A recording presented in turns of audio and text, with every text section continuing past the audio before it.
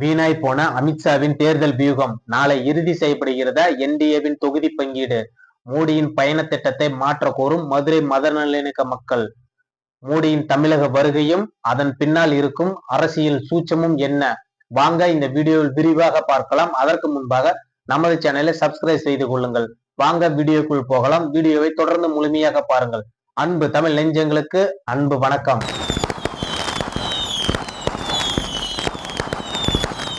பிரதமர் நரேந்திர மோடி அவர்கள் பல்வேறு வளர்ச்சி திட்டங்களை தொடங்கி வைப்பதற்காகவும் என்டிஏவின் பொதுக்கூட்டத்தில் கலந்து கொள்வதற்காகவும் இன்று இரவு சென்னை வருகை தருகிறார். சென்னை வருகையின் போதும் தமிழக அரசியல் களத்தில் மிகப்பெரிய பரபரப்பாக பேசப்பட்டு வருகிறது. என்டிஏ கூட்டணி ஒரு பக்கம் இன்னும் இறுதி செய்யப்படாமல் இருக்கிறது.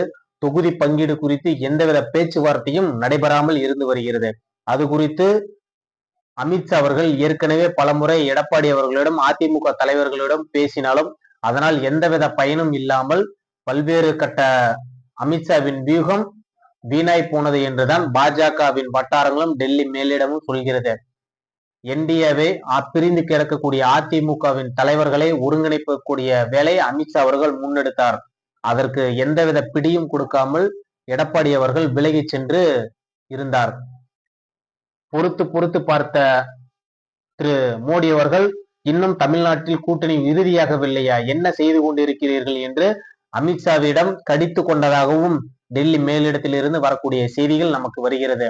இதையெல்லாம் பார்த்துதான் திரு அமித்ஷா அவர்களே நொந்து போய், அது மட்டுமல்லாமல் தமிழக பாஜகவின் செயல்பாட்டையும் பார்த்து, நாம் ஒன்று சொன்னால் இவர்கள் ஒன்று செய்கிறார்கள், நாம் 100 கிலோமீட்டர் வேகத்தில் ஓட வேண்டும் என்று சொன்னால் இவர்கள் 10 கிலோமீட்டர் வேகத்தில் தான் ஓடுகிறார்கள் என்று பாஜக தலைவர்களின் செயல்பாட்டையும் பாஜகவின் செயல்பாட்டையும் கூட்டணி கட்சி தலைவரான எடப்பாடியின் செயல்பாட்டையும் பார்த்து அமித்ஷா அவர்களின் நொந்து, தமிழக குறித்து அரசியல் களத்தில் நான் எந்த முடிவும் எடுக்க போவதில்லை, தமிழக தேர்தல் அரசியலுக்கு உண்டான முடிவுகள் எல்லாம் இனி மோடியே பார்த்து கொள்வார் என்று நொந்து போய் ஒதுக்கி கொண்டதாக டெல்லி மேலிட தகவல்கள் நமக்கு வருகிறது.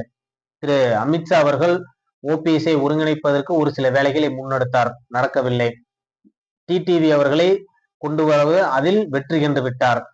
திரு பிரிந்து கிடக்கக்கூடிய அதிமுக சக்திகள் அனைவரையும் ஒருங்கிணைத்து தேமுதிக உள்ளிட்ட கட்சிகளையும் என்டிஏவிற்கு கொண்டுவதற்கு அமித்ஷா அவர்கள் பல்வேறு முயற்சிகளை எடுத்தார்.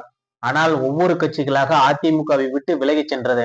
கடந்த நாடாளுமன்ற தேர்தலில் ஒருங்கிணைந்து போட்டியிட்ட தேமுதிக எஸ்டிபிஐ கட்சி கூட இன்று திமுகவுடன் இணைந்து விட்டது. அதிமுக நாடாளுமன்ற தேர்தலில் போட்டியிட்ட அனைத்து கட்சிகளும் இன்று விலகிவிட்டது. அதிமுக மட்டும்தான் தனிமரமாக இருக்கிறது. ஆனால் பாஜக அதற்கு நேர்மாறாக இருக்கிறது. அண்ணாமலை அவர்களின் தலைமையில் போட்டியிட்ட என்டிஏ இன்று அப்படியே என்டிஏவுடன் பயணித்து வருகிறது.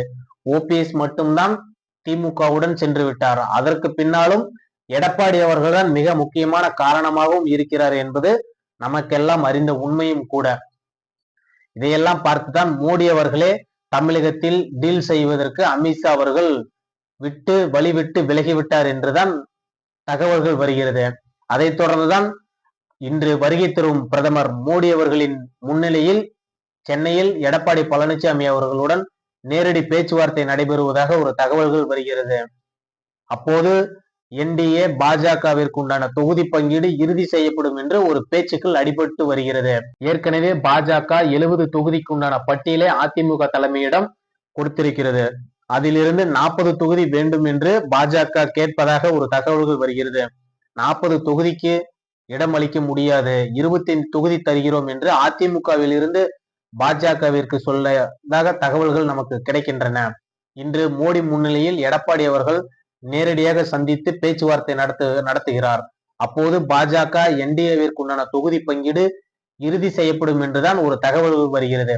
அது மட்டுமல்லாமல் நாளை பிரதமர் மோடி அவர்களின் புதுச்சேரி பயணத்தின் போது பல்வேறு வளர்ச்சி திட்டங்களுக்கு அடிக்கல் நாட்டுகிறார். முடிவுற்ற திட்டங்களை தொடங்கி வைக்கிறார்.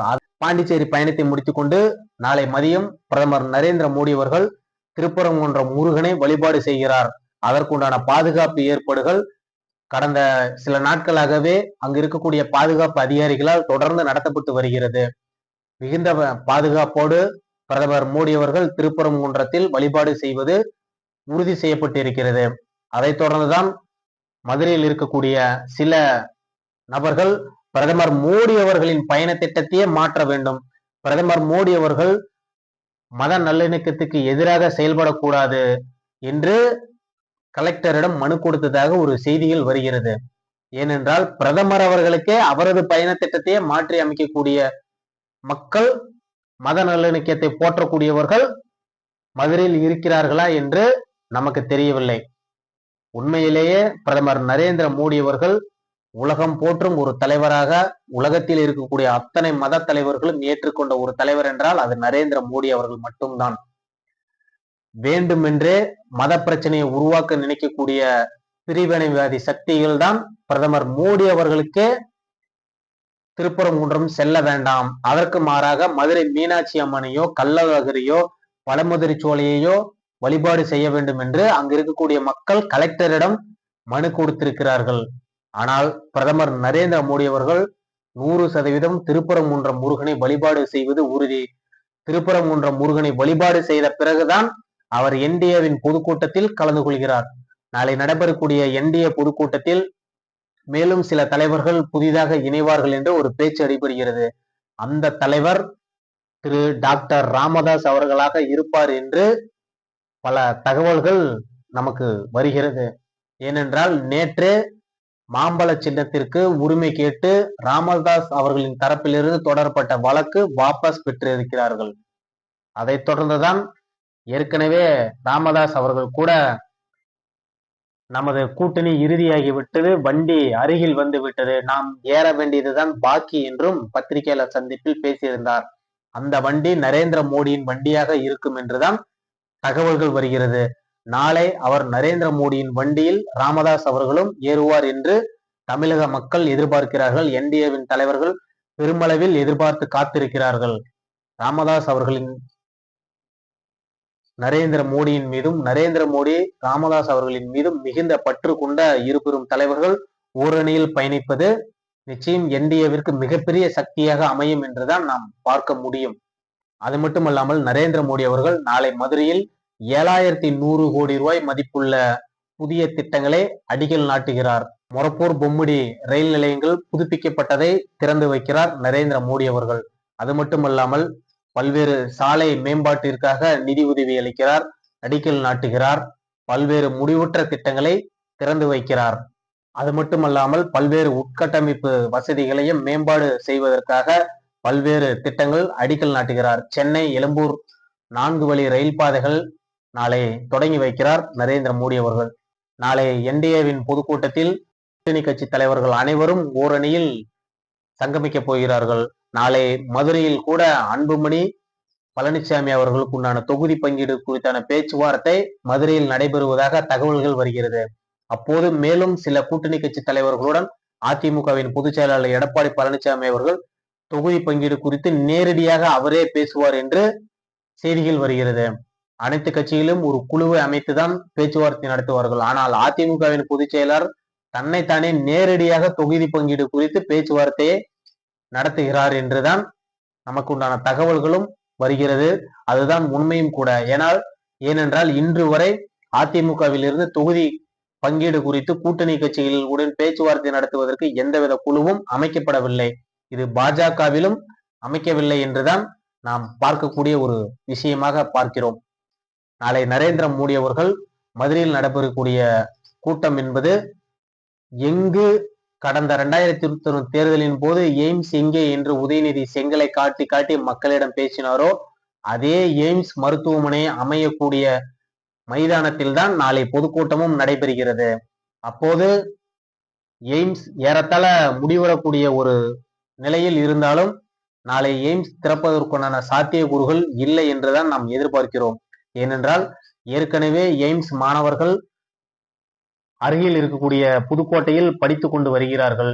அப்போது விரைவில் எய்ம்ஸ் திறப்பு விழா நடைபெறும் என்று அங்கு இருக்கக்கூடிய முக்கிய அதிகாரிகள் பேசியிருக்கிறார்கள்.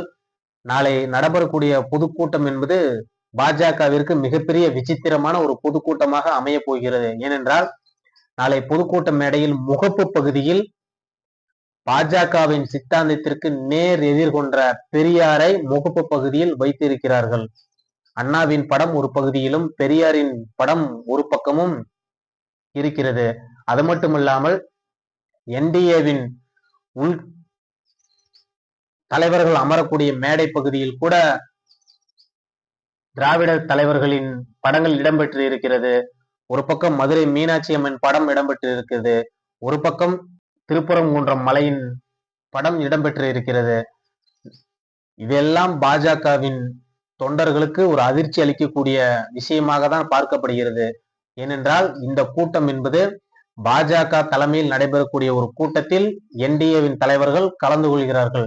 அந்த கூட்டத்தில் திராவிட தலைவர்களின் புகைப்படங்கள் இடம்பெறுவது பாஜகவா அல்லது இது திராவிட கட்சியா என்ற ஒரு சந்தேகம் பாஜகவின் தொண்டர்கள் மத்தியில் எழுகிறது.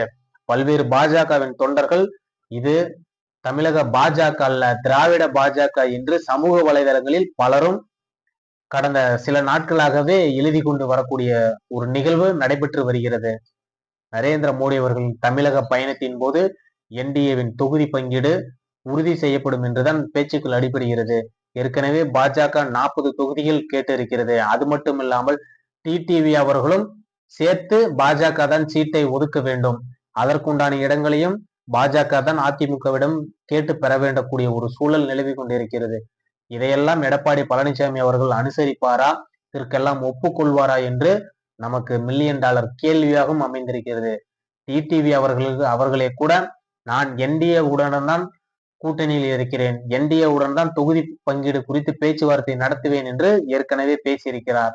இதெல்லாம் பார்க்கும்போது யாரும் அதிமுகவின் தலைமையை ஏற்று வரவில்லை, எல்லாரும் என்டிஏவின் தலைமையில் தான் இருக்கிறார்கள். அதிமுக தனித்து விடப்பட்ட ஒரு கட்சியாக தான் இருக்கிறது என்பதுதான் உண்மையும் கூட. கடந்த காலங்களில் அதிமுகவுடன் இருந்த எந்த கட்சிகளும் இன்று இல்லை. தனியரசாக இருந்தாலும் சரி, தமிமு அன்சாரியாக இருந்தாலும் சரி, கருணாசாக இருந்தாலும் சரி, தேமுதிகவாக இருந்தாலும் சரி, எஸ்டிபிஐ கட்சியாக இருந்தாலும் சரி, எவரும் இன்று அதிமுகவுடன் இல்லை. கடந்த பாராளுமன்ற தேர்தலில் என்டிஏவுடன் கூட்டணியில் போட்டியிட்ட அனைத்து கட்சிகளும் இன்று அப்படியே என்டிஏவில் தொடர்கிறது. அதிமுக தான் என்டிஏவுடன் பயணிக்கக்கூடிய ஒரு சூழல் இருக்கிறது என்பதுதான் உண்மையும் கூட. கடந்த தேர்தல் களத்தில் பாஜகவை தமிழக மக்கள் மத்தியில் வாக்கு சதவீதத்தை உயர்த்தி மிகப்பெரிய ஒரு சக்தியாக தமிழக மக்கள் மத்தியிலும் அரசியல் களத்திலும் பாஜகவை நிலைநிறுத்திய அண்ணாமலையை ஒதுக்கி வைத்துவிட்டு அவரை நீக்குவதற்கு காட்டிய வேகம் இன்று அதிமுக என்டிஏ கூட்டணியில் ஒருங்கிணைப்பு செயல்பாட்டில் எந்த விதமான வேகமும் இல்லை என்பதுதான் உண்மையும் கூட. பிரதமர் நரேந்திர மோடியின் வருகைக்கு பின் என்டிஏ எழுச்சி பெறுமா என்பது நாம் பொறுத்திருந்துதான் பார்ப்போம்.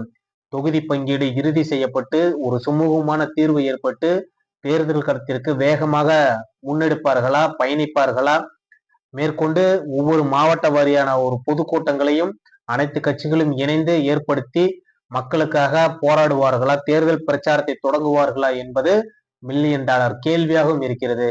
இது எல்லாம் சரியாக செயல்பட்டால் மட்டும்தான் என்டிஏ திமுகவிற்கு ஒரு மிகச்சிறந்த ஒரு போட்டியை ஏற்படுத்த முடியும் என்பதுதான் உண்மையும் கூட.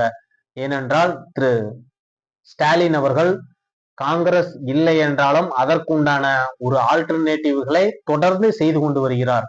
சிறு சிறு கட்சிகளையும் இணைத்துக் கொண்டிருக்கிறார். தேமுதிகவை இணைத்திருக்கிறார், ஓபிஎஸ் அவர்களை இணைத்திருக்கிறார், தமிமும் அன்சாரி, எஸ்டிபிஐ கட்சி, அது மட்டுமல்லாமல் ஒவ்வொரு சிறு சிறு அமைப்புகளையும் ஸ்டாலின் அவர்கள் வேகமாக அரவணைத்துக் கொண்டிருக்கிறார். ஆனால் எடப்பாடி பழனிசாமி அவர்கள் அதற்கு நேர்மாறாக இருக்கிறார். தான் மட்டும்தான் அதிமுக, யாரும் என்னை கேள்வி கேட்கக்கூடாது என்ற ஒரு மனப்பாக்குவத்தில் இருந்து வருகிறார். இதெல்லாம் அரசியல் களத்தில் எடுபடுமா என்பது வரக்கூடிய தேர்தல் முடிவே சாட்சியாக அமையும். பிரதமர் மோடி அவர்களின் முன்னில் என்டிஏ இறுதி செய்யப்பட்டு பாஜகவிற்கு உண்டான இடங்கள் பெறப்பட்டு தேர்தல் களத்திற்கு வேகமாக செல்லும் என்றுதான் தமிழக பாஜகவின் தலைவர்களும் தொண்டர்களும் எதிர்பார்த்து காத்து கொண்டிருக்கிறார்கள். இதையெல்லாம் சரியாக முடிவு செய்து பிரச்சனைகளை சரி செய்து விட்டு பிரதமர் நரேந்திர மோடி அவர்கள் இந்த பயணம் வெற்றிகரமாக அமையும் என்றுதான் பாஜகவின் தலைவர்கள் எதிர்பார்த்து காத்திருக்கிறார்கள்.